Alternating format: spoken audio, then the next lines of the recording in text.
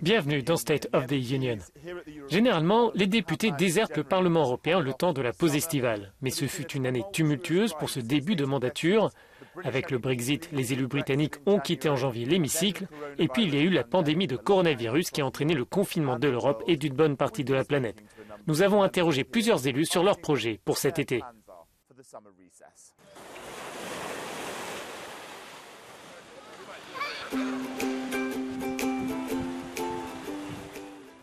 J'ai un programme très clair pour cet été.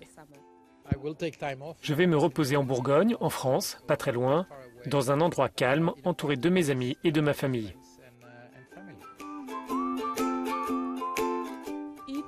Manger, lire, boire et dormir.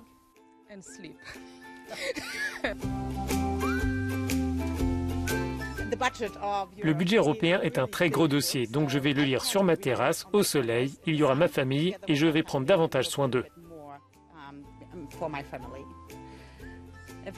Tout le monde mérite une petite pause. Oui, j'ai des projets, nous avons décidé à la dernière minute de nous rendre à la montagne pour aller chercher l'air frais et me reposer avec ma famille.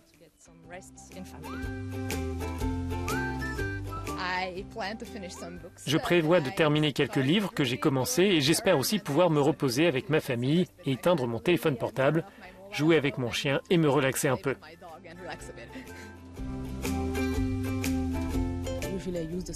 Généralement, l'été, j'écris et je réfléchis. C'est ce que je vais faire, mais je vais m'y atteler en profitant de la bonne cuisine et de beaux endroits en Flandre.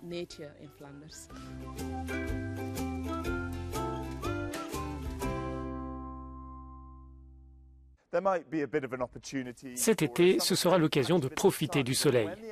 Mais un programme législatif chargé attend à leur retour les eurodéputés et l'ensemble des institutions européennes. Chaque élu a ses priorités pour la rentrée.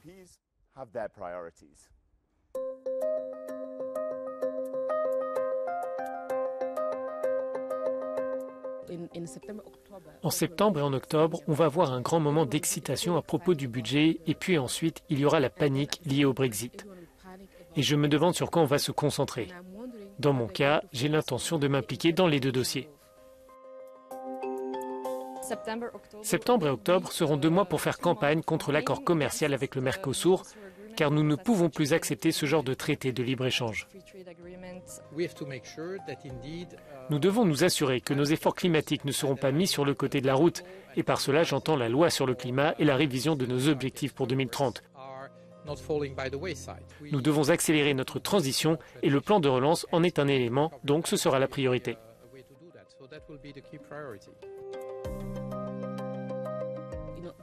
Il y a plein de choses qui vont arriver. Le budget européen à long terme va revenir, nous allons nous plonger dans les détails. Je suis curieuse de voir ce qui va se passer avec Europol et avec Frontex. Nous aurons aussi des débats sur la politique migratoire. La priorité principale sera de sortir plus fort de cette pandémie. La session plénière à Strasbourg aura lieu? Je ne sais pas, je ne parierai pas là-dessus.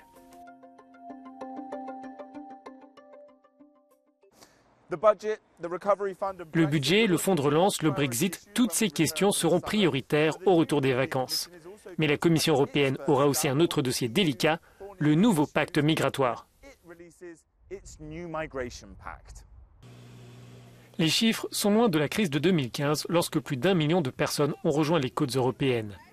Mais les bateaux de passeurs chargés de migrants à la recherche d'une vie meilleure en Europe continuent d'arriver sur les plages. L'aide à apporter à ces demandeurs d'asile divise les 27, ainsi que les projets pour partager l'effort pour accueillir ces personnes. C'est la raison pour laquelle la Commission européenne compte présenter une nouvelle proposition. Le nouveau pacte migratoire sera présenté en septembre, comme l'a annoncé la présidente. Ce sera une politique globale en matière de migration et d'asile qui touchera tous les différents aspects de cette question. Tous les acteurs regarderont si ce texte contient une forme d'externalisation des centres de traitement des dossiers. Certains pays, comme la Bosnie-Herzégovine, se transforment en camp à ciel ouvert car les migrants sont bloqués et ne peuvent pas rejoindre la Croatie.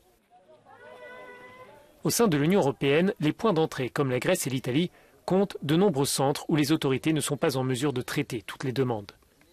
Le programme de relocalisation des demandeurs d'asile entre les États membres n'a jamais pleinement fonctionné. Certaines capitales comme Budapest ont même refusé de participer à ce projet. Il faudra des lignes directrices et j'espère que la Commission les développera, soit lors du lancement du pacte ou après, afin de s'assurer que les personnes qui apportent une aide humanitaire aux migrants ne soient pas pénalisées, qu'elles ne soient pas harcelées et qu'elles ne soient pas considérées comme des criminels. Ce pacte pourrait aussi reconnaître que les États membres ont régularisé des migrants sans papier. Ce n'est pas tabou. L'agenda du mois de septembre s'annonce chargé. La présidente de la Commission européenne, Ursula von der Leyen, prononcera aussi son premier discours sur l'état de l'Union. De Hollywood à la République hellénique, il n'y a qu'un pas que les stars de cinéma Tom Hanks et Rita Wilson ont franchi en devenant officiellement citoyens grecs. Les voici avec leur nouveau passeport aux côtés du Premier ministre grec. Le couple a reçu la nationalité à titre honoraire après avoir alerté l'opinion publique sur l'incendie qui a dévasté en 2018 la ville balnéaire de Mathie. Tom Hanks est devenu grec de par son mariage avec Rita Wilson, qui a des origines helléniques. Leurs liens avec la Grèce se sont étendus sur la toile puisqu'ils ont produit les films Mariage à la grecque et Mamma Mia. D'autres ponts verront peut-être le jour à travers de nouveaux projets cinématographiques.